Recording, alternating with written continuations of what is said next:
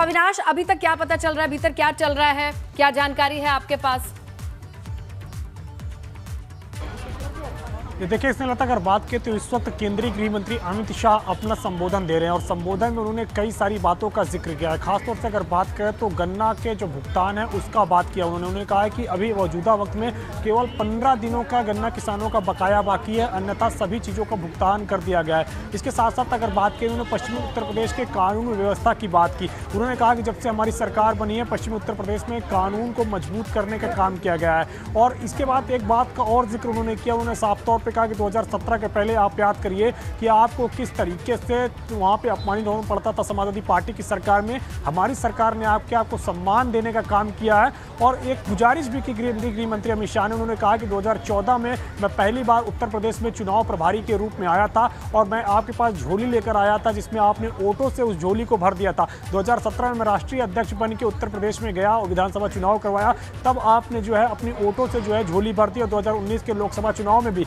बतौर राष्ट्रीय अध्यक्ष मैंने लोकसभा चुनाव करवाए, तब आपने वोटों से झोली भर दी। इस बार मैं फिर से झोली लेकर आ रहा हूं और मुझे उम्मीद है कि आप लोग जैसे पिछले 3 चुनाव में झोली को भरने का काम किया है, इस बार भी भरने का काम करेंगे। तो ये मार्मिक अपील केंद्रीय गृह मंत्री की ओर से जाट समुदाय के नेताओं से की गई है। इसके साथ साथ दंगों का भी जिक्र किया गया है, जिस तरीके से 2013 में दंगे हुए थे और उसके बाद कई सारी FIR हुई थी। उन FIRों में कई सारे लोगों का गलत नाम था। उन FIR को क्वैश करने का काम वर्तमान उत्तर प्रदेश सरकार ने किया, ऐसा बोला गया है। तो जाहिर तौर से बात है कि जिस तरीके से पश्चिमी उत्तर प्रदेश में विकास कार्य की चाहे बात हो, चाहे वो ध्रुवीकरण की बात हो, चाहे फिर वो किसी भी एजेंडे की बात हो, किसी भी मुद्दे की बात हो, सभी मुद्दों को एक एक करके गृह मंत्री अमित शाह यहाँ पर उठा रहे हैं। जब अमित शाह बोल रहे हैं और ये कह रहे हैं कि मुझे विश्वास है कि एक बार फिर से मेरी झोली भरी जाएगी। इसके साथ ही साथ जैसा जिक्र आप कर रहे हैं, खाई वेस्टर्न यूपी में पैदा हुई थी 2 विशेष समुदाय के बीच में जब मुजफ्फरनगर दंगा हुआ था।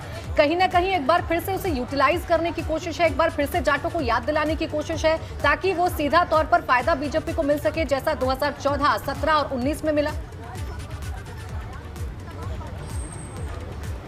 जी बिल्कुल, उसको याद दिलाया जाएगा और यही कारण है कि गृह मंत्री अमित शाह का जो कार्यशैली है और खास तौर से अगर बात करें तो जो पश्चिमी उत्तर प्रदेश में तमाम सारे नेता भारतीय जनता पार्टी का प्रचार कर रहे हैं, वो लगातार इस बात का जिक्र कर रहे हैं। अगर बात करें तो केंद्रीय राज्य मंत्री संजीव बलियान ने भी अपने संबोधन में इस बात का जिक्र किया कि 1100 व्यक्तियों के ऊपर फर्जी मुकदमे लादे गए थे, उनको फंसाने का काम किया गया था। जाट समुदाय से जो आते थे उनको न्याय दिलाने का काम वर्तमान में भारतीय जनता पार्टी की सरकार ने किया है। ये केंद्रीय राज्य मंत्री संजीव बलियान ने अपने संबोधन में साफ तौर पर कहा, जो जाट समुदायों के बीच में वो संबोधन दिए। इसके साथ साथ उन्होंने इस बात का भी जिक्र किया कि जाटों को जो भी हक और सम्मान दिलाने का काम भारतीय जनता पार्टी ने किया है, दूसरी पार्टी ने नहीं किया। यह भी कहा गया कि आज के वक्त में वर्तमान में अगर जाटों का कोई शुभचिंतक है तो संजीव बलियान ने कहा कि वो शुभचिंतक केंद्रीय गृह मंत्री अमित शाह है। तो ये बात अपनी ओर से साफ करी गई है। और जिस तरीके से 2013 के दंगों का जिक्र हो रहा है वो पश्चिमी उत्तर प्रदेश में आम बात है इस वक्त विधानसभा चुनाव के वक्त, क्योंकि लगातार जिस तरीके से 2013 में दंगे हुए थे, कई सारे लोगों को कैराना, शामली, मुजफ्फरनगर से पलायन करना पड़ा था। इस बात की दर्द और टीस अभी भी कई सारे लोगों के दिलों में है पश्चिमी उत्तर प्रदेश में। और इसी बात को लेकर के लगातार जहां भारतीय जनता पार्टी इस बात का जिक्र कर रही है, वही समाजवादी पार्टी कह रही है कि ऐसा कुछ नहीं होगा, अब आगे से हम भी बेहतर कानून व्यवस्था काम करने का काम करेंगे। लेकिन अगर आप याद करिए तो पिछले नवंबर के महीने में उत्तर प्रदेश के अंदर अगर बात करें तो जिस तरीके से किसान महापंचायत हुई थी, किसान आंदोलन होता, उसमें राकेश टिकैत उस वक्त नारा लगवाए थे कि अब हर हर महादेव भी साथ चलेगा और अल्लाह अकबर भी साथ चलेगा। तो वो पश्चिमी उत्तर प्रदेश में जो जाट और मुस्लिमों के बीच में खाई उसको पाटने की उन्होंने कोशिश की थी अपने मंच से, लेकिन साफ तौर पे कि भारतीय जनता पार्टी ये बात को जानती है कि जिस तरीके से ये भी जाना जाता है कि जाट सेंटिमेंट बहुत हावी रहता है। सिर्फ लॉजिक या तथ्य या फिर हमने ये दिया ये किया के अलावा एक सेंटिमेंट भी आगे रहता है। वो क्या हो सकता है, वो कहां पर कोशिश की जाएगी कि जाट सेंटिमेंट के आगे ये तमाम चीजें या मुद्दे भी अगर हो तो उन्हें फीका पड़ा या फिर उस पर ध्यान ना जाए।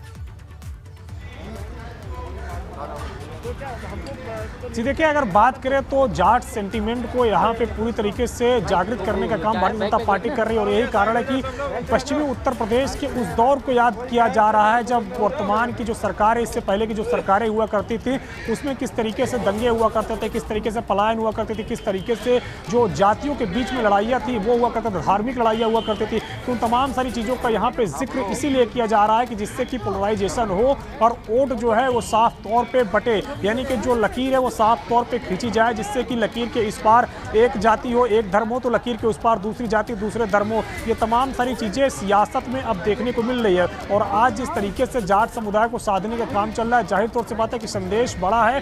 पश्चिमी उत्तर प्रदेश में लगातार बीजेपी के जो नेता प्रचार कर रहे हैं, वो पिछले कई दिनों से 2013 मुजफ्फरनगर दंगों का जिक्र कर रहे हैं। पश्चिमी उत्तर प्रदेश में कई सारे ऐसे आम वोटर भी हैं, वो लगातार ये कहते हैं कि पुरानी सरकारों में जो है हमारी बहू बेटियां सुरक्षित नहीं थी, आए दिन छेड़खानी हो जाती थी, कानून व्यवस्था के नाम पर कोई चीज़ नहीं थी, आए दिन किसी न किसी रूप में कोई ना कोई जो है नुकसान हो जाता था। लेकिन कानून व्यवस्था 2017 के बाद बेहतर हुई है। जब ये मानसिकता वहाँ के लोगों के अंदर, तो बीजेपी उसको खत्म नहीं करना चाहती, बल्कि बीजेपी उसको और बढ़ाना चाहती है, जिससे कि जो वो वोटर है जब वोट डालने के लिए मतदान केंद्र में पहुंचे तो वो मतदाता जो है सीधे उनके पाले में मत डाल सके। यही कारण है कि लगातार अब तमाम सारी जो राजनीतिक पार्टियां हैं वो जातिगत बात कर रही हैं, धार्मिक बातें कर रही हैं। और केंद्रीय गृह मंत्री के आप दौरों पर भी अगर नजर डालिए तो साफ तौर पर संदेश देता है। यहाँ पे एक बात और करने वाली है कि गृह मंत्री अमित शाह ये समझ रहे हैं कि जाटों का रुख किस तरफ जा रहा है। देखिए, आरएलडी और सपा गठबंधन का मजबूत होना भी इस तरफ इशारा कर रहा है कि बीजेपी के लिए मुश्किलें हो सकती हैं। यही वजह है कि कैराना का जिक्र किया जा रहा है। यही वजह है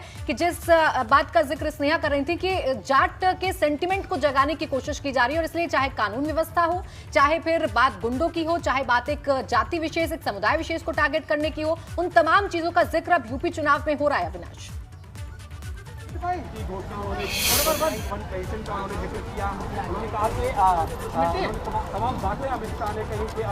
जी देखिए प्राची, अगर बात करें तो केंद्रीय गृह मंत्री ने यहाँ पे वन रैंक वन पेंशन की भी बात का जिक्र किया कि जिस तरीके से पिछले कई सालों से सरकारें आती रहीं, लेकिन वन रैंक वन पेंशन किसी ने नहीं दिया। और एक बात का और जिक्र केंद्रीय गृह मंत्री अमित शाह ने किया, उन्होंने कहा कि जाटों के साथ हमारा संबंध 650 साल पुराना है। इस बात का उन्होंने इस बात से उदाहरण देते हुए किया कि 650 सालों से आप मुगलों समेत दुश्मनों से लड़ते हुए आ रहे हैं। ये सब लॉजिक और तथ्य तर्कों के साथ सेंटिमेंट की भी खूब बातें होंगी। शुक्रिया अविनाश।